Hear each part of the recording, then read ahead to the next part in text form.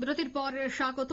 ভাগীরথী নদীতে ভাঙন রোধের কাজ চলাকালীন জলে পড়ে গেল একটি জেসিবি। উদ্ধারে ব্যর্থ, 3 দিন ধরে চলছে উদ্ধার কাজ।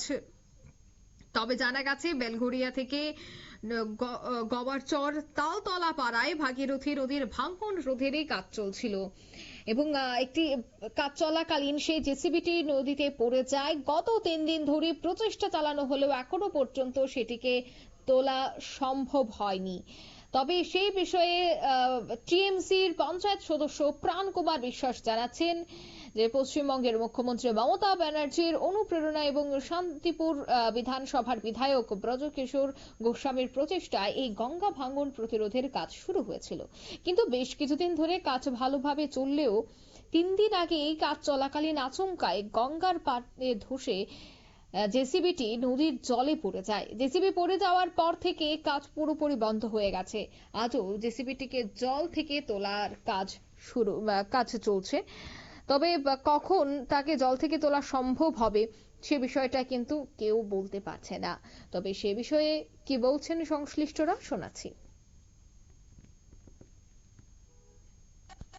মানে কাজ করছিল, কাজ করতে করতে হট করে এখানে তো পলি মাটি আছে, একটুখানি ধসকে যায়। ধসকে যাওয়ার পরে ওটা আস্তে আস্তে আস্তে আস্তে নিচের দিকে যেতে থাকে।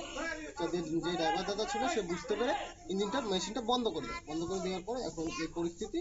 পরশু দিনকার ঘটনা, কালকেও তোলার চেষ্টা করা হয়েছে, জিনিসটা সফল হয়নি। আজকেও কিছু লোকজন এসছে, কিছু জিনিসপাতি নিয়ে এসছে, দেখা যাক আজকে কতদিন কি হয়।